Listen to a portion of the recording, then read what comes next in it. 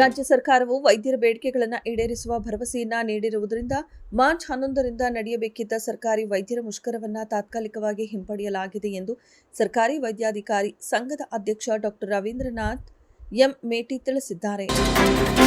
ಮೈಸೂರು ಜಿಲ್ಲೆಯ ಟಿ ನರಸೀಪುರದ ಕರ್ನಾಟಕ ರೇಷ್ಮೆ ಉದ್ಯಮಗಳ ನಿಗಮ ನಿಯಮಿತದ ಫಿಲೇಚರ್ ಕಾರ್ಖಾನೆಯ ಜಾಗದಲ್ಲಿ ಕ್ರೀಡಾಂಗಣ ನಿರ್ಮಾಣದ ಪ್ರಸ್ತಾಪವನ್ನು ಕೈಬಿಡಲಾಗಿದೆ ಎಂದು ಪಶು ಸಂಗೋಪನೆ ಮತ್ತು ರೇಷ್ಮೆ ಸಚಿವ ಕೆ ವೆಂಕಟೇಶ್ ತಿಳಿಸಿದ್ದಾರೆ. ಒಳ ಮೀಸಲಾತಿ ಜಾರಿಗೆ ಸರ್ಕಾರ ಬದ್ಧವಾಗಿದೆ. ಒಳ ಮೀಸಲಾತಿ ಆಧರಿಸಿ ನೇಮಕಾತಿ ಮಾಡಿಕೊಳ್ಳುವುದಾಗಿ ಮುಖ್ಯಮಂತ್ರಿ ಸಿದ್ದರಾಮಯ್ಯ ಭರವಸೆ ನೀಡಿದ್ದಾರೆ ಎಂದು ಸಚಿವ ಕೆಎಚ್ ಮುನಿಯಪ್ಪ ತಿಳಿಸಿದ್ದಾರೆ. ಬಲ ಎಡ ಸಮುದಾಯಗಳಿಗೆ ಸರಿಸಮವಾಗಿ ಒಳ ಮೀಸಲಾತಿ ಹಂಚಿಕೆ ಮಾಡಲಾಗುವುದು. ಮಾರ್ಚ್ 27ರವರೆಗೆ ಯಾವುದೇ ನೇಮಕಾತಿ ಅಧಿಸೂಚನೆ ಪ್ರಕಟಣೆ ಆಗುವುದಿಲ್ಲ ಎಂದು ಹೇಳಿದ್ದಾರೆ.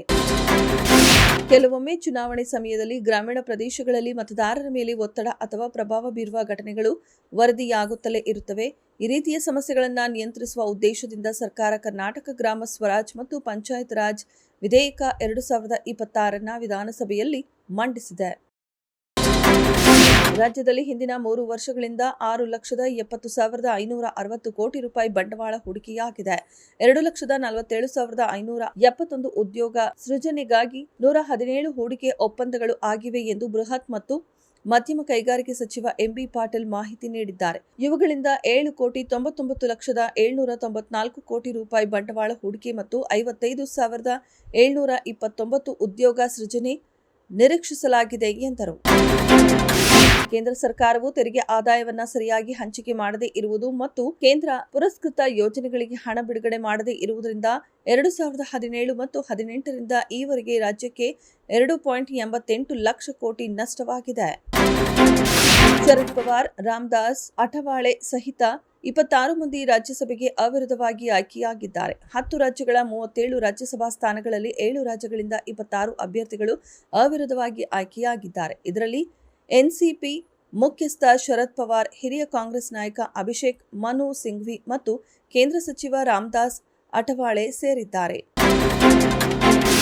ಇಂಧನ ಬೆಲೆ ಗಗನಕ್ಕೇರಿರುವುದರಿಂದ ಮತ್ತು ಉಕ್ರೇನ್ ವಿರುದ್ಧದ ಯುದ್ಧದತ್ತ ಜಾಗತಿಕ ಗಮನ ಮುಸುಕಾಗಿರುವುದರಿಂದ ಮಧ್ಯಪ್ರಾಚ್ಯದಲ್ಲಿ ನಡೆಯುತ್ತಿರುವ ಯುದ್ಧದಲ್ಲಿ ಇದುವರೆಗೆ ಗೆದ್ದಿರುವುದು ರಷ್ಯಾ ಮಾತ್ರ ಎಂದು ಯುರೋಪಿಯನ್ ಯೂನಿಯನ್ ಸಮಿತಿ ಅಧ್ಯಕ್ಷ ಆಂಟೋನಿಯೋ ಕೋಸ್ಟಾ ಹೇಳಿದ್ದಾರೆ.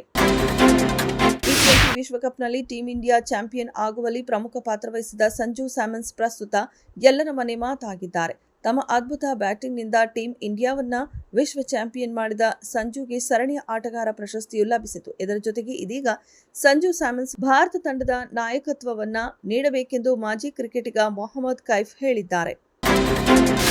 ಮಾರ್ಚ್ 17ರಂದು ರಾಜರತ್ನ ಪುನೀತ್ ರಾಜ್ಕುಮಾರ್ ಅವರ ಬರ್ತ್ಡೇ ವಿಶೇಷ ಹಿನ್ನೆಲೆ ಅವರ ಸೂಪರ್ ಹಿಟ್ ಸಿನಿಮಾ ಆಕಾಶ್ ಅನ್ನ ಮತ್ತೆ ದೊಡ್ಡ ಪರದೆ ಮೇಲೆ ರಿಲೀಸ್ ಮಾಡಲಾಗುತ್ತಿದೆ. ದಿವಂಗತ ಪುನೀತ್ ರಾಜ್ಕುಮಾರ್ ಬರ್ತ್ಡೇ ವಿಶೇಷ ಹಿನ್ನೆಲೆ ಆಕಾಶ್ ಇದೇ ಮಾರ್ಚ್ 13ಕ್ಕೆ ರಿಲೀಸ್ ಆಗ್ತಿದೆ.